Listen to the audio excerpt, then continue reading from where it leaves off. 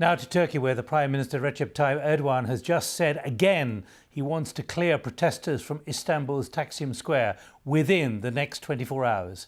Plans to redevelop the square and a nearby park set off a wave of protests against his government in the past week. This morning in Istanbul, demonstrators are still occupying a park near Taksim Square. Prime Minister Erdogan has called them troublemakers. Well, the BBC's Quentin Somerville has been at the square this morning. The square is very busy today. Lots of people. These aren't just occupiers, they aren't just protesters. There's ordinary people going about their business, cutting across the square. And if we just wander around this bit, you can see hundreds of tents. These are the people, the hardcore, if you like, of occupiers who are maintaining this protest here. And when we were speaking to them earlier and asking them about that offer of a referendum, letting Istanbul, the city of Istanbul, decide whether this park is redeveloped or not, they rejected it out of hand. Everyone we've spoken to here today says, we are not moving until the government drops its plans for redeveloping this square. So some, though, saw that as the first sign of compromise from the government. The fact that they moved a little, they said that they were prepared to consider, if the people of Istanbul supported, not redeveloping the park. But here, while it's still a very relaxed mood, the protesters here, the occupiers, are as defiant as ever. So the Turkish Prime Minister has been speaking in Ankara, and I'm joined by Seref Isler from the BBC's Turkish service. What has the Prime Minister been saying, how defiantly and trenchantly this time?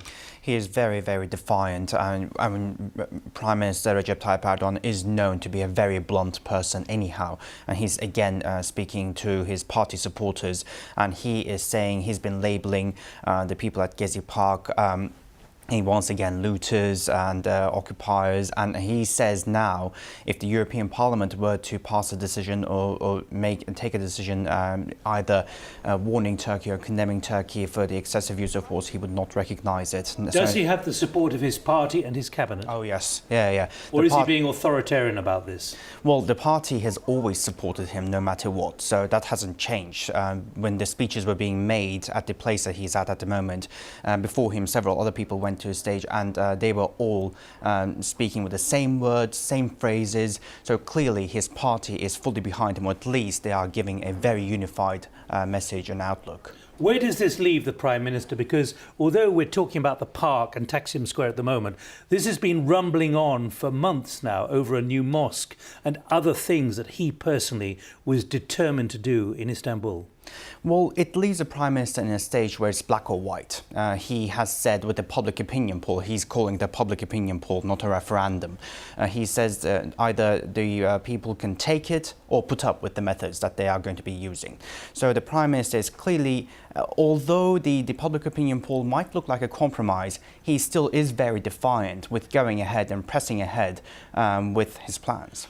Why is he making such a political stand on this kind of issue? There does seem to be a generational split here between him in Ankara with the AK party and the new generation there on the streets of Istanbul. Well, he doesn't want to compromise. We're talking about but he has to embrace the younger generation. Well, that's exactly what the younger generation has been asking for, and they have been saying the same thing. And he says that he's embracing the younger generation by, for example, taking other steps, like bringing down the age to be voted an MP, he was giving as an example, or serving them by making parks elsewhere. So he compromises in the sense that he offers plan Bs.